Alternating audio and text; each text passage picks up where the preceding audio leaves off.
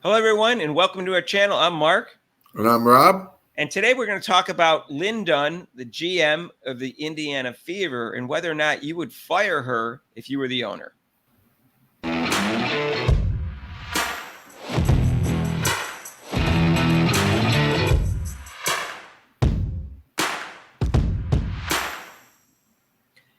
Hey, everyone, if you haven't subscribed yet, please do so and hit the notification bell when you do.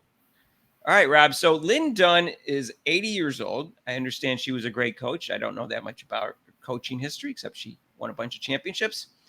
But she's a GM now, so that's what's relevant. And she does not seem to be competent either, because guess what? When they released Celeste Taylor, that was the GM's decision. And so that was the biggest bonehead move of the year. And that's on her. She also brought in Erica Wheeler on a max contract, and also Katie Samuelson after she just had a baby on a max contract. They don't seem to be smart moves to me, Rob. Well, to do some puns here, Mark, I say Lynn is done, and then push Coach aside. You know, they're both of them are together, that dynamic duel of tomfoolery, of don't know what the heck they're doing. I would love to talk to Herb Simon, the owner, and his eldest son, Steven Simon. I understand he's more involved in running the team right now, and what they're thinking is right now, because, I mean, do they dislike what's happening? Do they like what's happening? Are they unaware of what's happening? Like, how much are they considering firing Lin Dunn and Coach Sides? Because Coach Sides is a complete disaster, and she's a public relations disaster. After every game, Rob, she throws the whole team underneath the bus. So I'm wondering what they're thinking.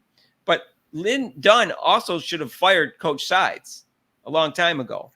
I mean, just the way she talks to the press, I would fire her. It's like, or I would have corrected it a long time ago if I was the GM. I mean, I doubt Lin Dunn talked that way to the press after every game. No, I think they both got to go. Yeah, they both have to go. I mean, I've been looking at our comments, and people who are around, they seem to be from around Indiana, and they know more about the team than we do, and they're totally disgusted with both of them. So and you can see why, with their indecisions and their not very good decisions is not very good for an organization. I don't know if the owner is looking at what's seeing. Like, I don't know what he's seeing, but if I was the owner, I definitely would look into it and listen to the fans. And the only reason they've gotten better is because they got lucky. So first, because they go by the last 2 years. So, anyways, they only won 6 games 2 years ago. So they were lucky enough to count 2 seasons in a row, because last year they won 13 games. So even then, Rob, you still have to win the ping pong ball lottery machine outcome in order to get the top pick. So they got lucky. They got the top pick, and they got Aaliyah Boston, and they're lucky again because it wasn't 100%. They got Caitlin Clark, and they were lucky they included both the year before and 2 years before, because 2 years before the record was worse. And they got Alyssa Smith before that, which is the second pick in the draft. So they got the second, first in a row. So the only reason the team's improving is because they were lucky enough to get some high draft picks 3 years in a row. Right. Not because the GM did anything good. No, not at all. Yeah, so I mean, you would think now you got these players and you put players around them, or you put a coach, you bring in a coach who knows what they're doing. Doesn't seem like they did that, though. No, and they could have drafted Kate Martin instead of Celeste Taylor. If they weren't going to play Celeste Taylor, you might as well draft Kate Martin, because Kate Martin's playing fine. Right. And she's best friends with Caitlin Clark, and she knows how to play with her. And she would have someone to emotionally have support for her in a difficult season. You knew it was going to be difficult for Caitlin Clark emotionally. Right. And we didn't know it was going to be this bad. We didn't know the refs were going to be against her. We didn't know the schedule was going to be so rough. We didn't know the whole league was going to be against her. Some of her teammates against her. I didn't know it was going to be this bad. I knew there was going to be jealousy, and people were going to be envious of her and stuff like that, and they were going to guard her tight and all like that. But I didn't see this nightmare. Not to this extent, no. I mean, not to this extent. Like I said, even her teammate Smith said, I never got double teamed when I came in the league. I never got this kind of scrutiny. All the players can say that. Former players can say that. Right. But Kate Martin was all Big Ten, so it's not like it's a bad pick. She got picked by the next pick right after that. So right. Obviously people thought she was up there, And so they got, I don't know, she's got a situation now where she has a good young team, but she kind of like lucked into it, the fact that they're getting better. And the moves that she's made seem to be kind of boneheaded because Erica Wheeler's near the end of her career and she's a below average point guard and she gave a max contract to her. That doesn't make any sense to me, Rob. Well, we'll see after the Olympic break what's going to be happening. Who knows? Maybe one of them might be gone. One of them might be gone. I don't have a lot of confidence, Rob. I just don't think the owners are that involved.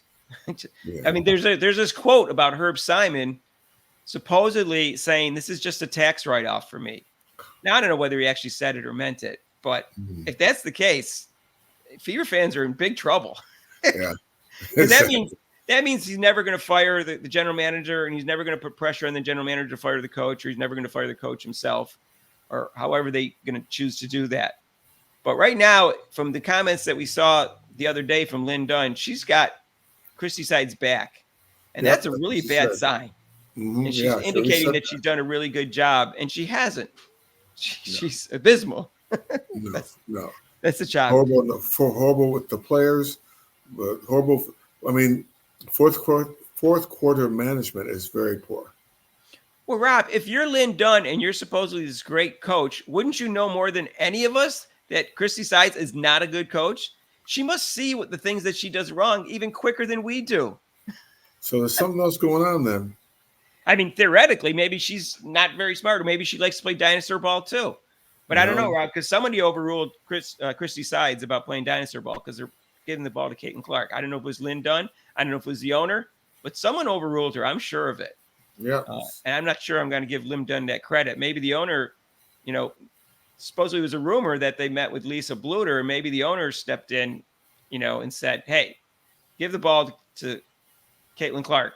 Yeah, we drafted this player, number one player, and we're not even using her correctly. So I don't even want to give Lin Dunn credit for overruling Christie Sides because I'm not sure she did. I don't get that impression. But I don't know. Let us know what you think. You think Lin Dunn should be? I think you should fire the owner. Can you fire an owner, Rob? No. All right. Well, I think you should fire the owner, the general manager, and the coach. Yeah, and the assistant coach. The owner has the money. I don't know, Rob. Maybe they should go too. I don't know. I can't blame them for Christie Sides, but I'm going to fire the owner, the GM, and the coach. Well, the owner can't fire the owner because he's got. I want to, Rob. Please let me. Well, you have to buy the team. Stop it, Rob. You have to buy the team. So we have to get more subscriptions so Mark can buy the team. I'm gonna go buy a lottery ticket, Rob, today because sometimes it gets up to like $500 million, $1 billion. And if I do win the lottery, I will try to buy the Indiana Fever. I swear to God, I'm not joking. So I'm gonna go buy. Let me go buy a lottery ticket right now. All right. Let us know what you think. Should Lin Dunn be fired? And make some intelligent, non-insulting comments. If you haven't subscribed yet, please do so. Hit that notification bell when you do. We're looking for more subscribers. We're trying to hit 3,000. Really help us out. And we really like it if you're under 45 or female, because we're like 80% male and 80% over 45. And we want to increase those demographics. And join us for the live game today at 4 o'clock against the Lynx on ESPN. I'll be hosting it. And every Monday, we have a live show from 6 to 8 Eastern, except for major holidays and except for the 2 weeks during the Olympics, because we'll be doing 2 to 5 every day, because that's when it's prime time in Paris. We'll have the marquee events. That's July 27th to August 10th. And guess what? We'll see you in the next video. All right. Peace out.